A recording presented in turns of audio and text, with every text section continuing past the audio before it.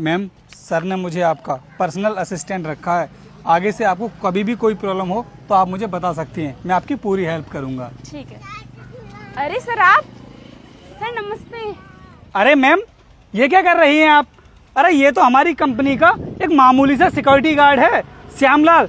आप इसके पैर क्यों छू रही हैं? रोहित, तुम चुप रहो, तुम अभी इनके बारे में जानते नहीं हो कि ये कौन है। सर, और बताइए आप कैसे हैं? लेकिन मैंने आपको पहचाना नहीं कि आप कौन है, और आप मेरे पैर क्यों छू रही हैं? अरे श्यामलाल, ये ना हमारी कंपनी की नई मैनेजर हैं और आज इनका ऑफिस में पहला दिन है। क्या मैनेजर हैं? मैम नमस्ते। लेकिन मैम, आपने मेरे पैर क्यों छुए? अरे सर, आपने मुझे नहीं पहचाना? मैं अनुष्का, आपकी स्टूडेंट, जिसे आपने 8 क्लास में पढ़ाया था। मैम, ये क्या बोल रही हैं आप? अरे इसने आपको कहाँ पढ़ाया होगा? ये तो हमारी कंपनी में काफी लंबे टाइम से सिक्योरिटी गार्ड की नौकरी कर रहा है। मैंने तुमसे कहा ना कि चुप रहो, तो चुप खड़े रहो ना, मुझे बात करने दो।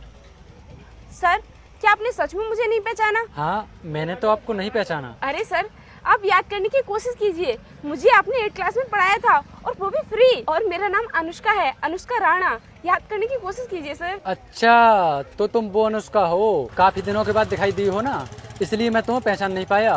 कैसी हो तुम? सर, मैं तो अच्छी हूँ, लेकिन आपकी ये हालत देखकर मुझे ये समझ में नहीं आ रहा कि आपके साथ ऐसा क्या हो गया जो आपको ये सिक्योरिटी गार्ड की नौकरी करनी पड़ रही है।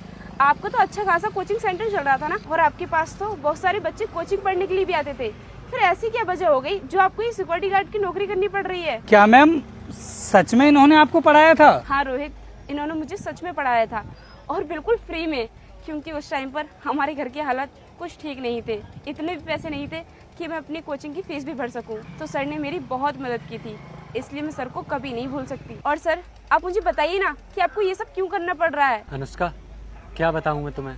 वैसे तो सब कुछ ठीक ही चल रहा था, अचानक से मेरी वाइफ की तबीयत खराब हो गई और मुझे उसको हॉस्पिटल में एडमिट करना पड़ा, जिसकी वजह से कभी कभी कोचिंग की छुट्टी हो जाया करती थी। और इसी तरह धीरे धीरे बच्चों ने कोचिंग आना बंद कर दिया, और फिर मेरा कोचिंग सेंटर बंद हो गया। और मेरी वाइफ के इलाज में बहुत पैसे लग गए थे, मेरा सब कुछ बिक गया था, फिर भी मैं उसे बचा नहीं पाया। उसके बाद मेरी समझ में नहीं आ रहा था कि मैं क्या करूँ।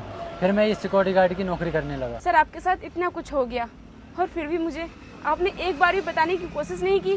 सर, आप बताते तो सही, शायद मैं आपकी मदद कर पाती। मैं अपनी परेशानी को बोझ किसी और पर नहीं डालना चाहता था, इसलिए मैंने किसी को नहीं बताया। और आज मुझे तुम्हें देखकर बहुत खुशी हो रही है कि मेरे पढ़ाई हुए बच्चे बहुत आगे बढ़ गए, और तुम इतनी बड़ी कंपनी की मैनेजर बन गई हो, फिर भी तुम अपने संस्कार नहीं भूले। तुमने मेरे पैर छुए, और कुछ बच्चे तो मुझे देखते ही मुंह फेर कर निकल जाते हैं और मुझसे बात भी नहीं करते। आपने मेरे ऊपर एहसान किया है, और मैं आपके एहसान को जिंदगी भर नहीं चुका पाऊंगी। और हाँ सर, आप मुझे भी माफ़ कर देना। मुझे सच में नहीं पता था